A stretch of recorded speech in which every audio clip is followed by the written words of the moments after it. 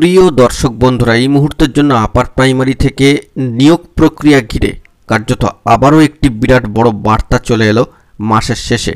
এই মুহূর্তে দাঁড়িয়ে অত্যন্ত বড় একটি ব্রেকিং খবর উঠে আসছে, যা সবটাই ভিডিওর মধ্যে তুলে ধরার চেষ্টা করছি। অত্যন্ত গুরুত্বপূর্ণ ইনফরমেশন, আর্জেন্ট ভিত্তিতে এই ভিডিওটা আপনাদের জন্য ক্রিয়েট করতেই হচ্ছে।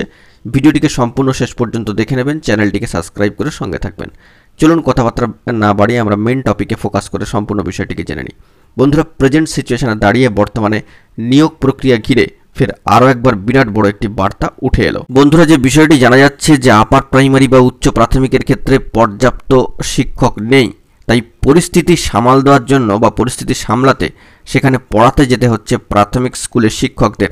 এরকমই একটি চিত্র কিন্তু উঠে আসছে এবং সামাজিক গণমাধ্যমের সূত্র ধরে একটি গুরুত্বপূর্ণ খবর আপডেট উঠে আসছে। আবার যে প্রাথমিক স্কুল থেকে কোনো শিক্ষক উচ্চ প্রাথমিকে পড়াতে গেলেন, সেখানে শিক্ষকের সংখ্যা কমে যাওয়ায় পঠন পাঠনের সমস্যা তৈরি হচ্ছে। ফলে প্রশ্ন উঠছে যে এভাবে কোনো প্রাথমিকের শিক্ষককে উচ্চ প্রাথমিকের ক্ষেত্রে পড়ানোর জন্য কি পাঠানো যায়? প্রাথমিক স্কুলের জন্য শিক্ষক নিয়োগ করে প্রাথমিক শিক্ষা পর্ষদ এবং আপার প্রাইমারি বা উচ্চ প্রাথমিকের ক্ষেত্রে শিক্ষক নিয়োগ করে থাকে স্কুল সার্ভিস কমিশন। দুটোই পৃথক প্রক্রিয়া, ভিন্ন ভিন্ন প্রসেসে কিন্তু রিক্রুটমেন্ট হয়ে থাকে। দুটোর মানও কিন্তু আলাদা, পরীক্ষা পদ্ধতি আলাদা। তো সেক্ষেত্রে কিভাবে প্রাথমিক স্কুলের শিক্ষকরা কিভাবে উচ্চ প্রাথমিক বা আপার প্রাইমারির ক্ষেত্রে পড়াতে যাচ্ছেন, সেই নিয়ে প্রশ্ন উঠছে। একটি চিত্র লক্ষ্য করা যাচ্ছে মালদহ জেলার একটি জুনিয়র হাই স্কুলের ক্ষেত্রে এবং সেখানকার একটি প্রাথমিক স্কুলের ক্ষেত্রে।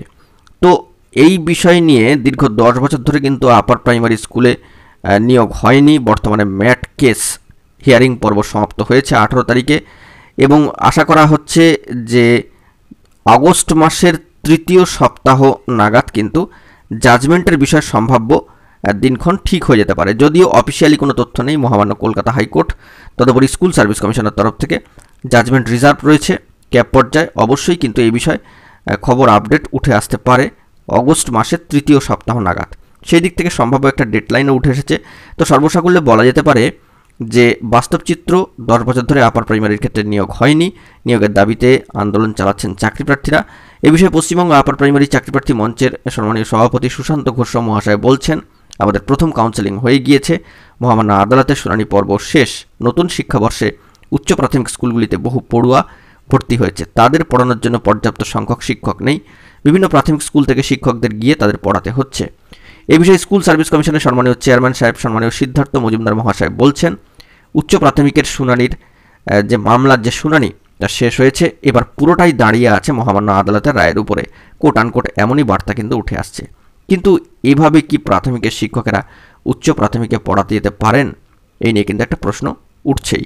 তো সেক্ষেত্রে যে বিষয়টি জানা যাচ্ছে যে শিক্ষা দপ্তরের সম্মানীয় কর্তা কোট আনকোট যে বার্তা দিচ্ছেন যে স্কুলের শিক্ষক নিয়োগ প্রক্রিয়া সম্পন্ন হলে এইসব সমস্যা কিন্তু আর থাকবে না। তবে চেয়ারম্যান সাহেবের তরফ থেকে আরও একটি গুরুত্বপূর্ণ বার্তা দেওয়া হলো নিয়োগকে কেন্দ্র করে। এখন দেখা যাক পরবর্তী ক্ষেত্রে কি খবর আপডেট উঠে আসে। বন্ধুরা, এখন এই পর্যন্তই। গুরুত্বপূর্ণ আপডেটগুলি পাওয়ার জন্য অবশ্যই এখনই চ্যানেলটিকে সাবস্ক্রাইব করে সঙ্গে থাকুন। ধন্যবাদ।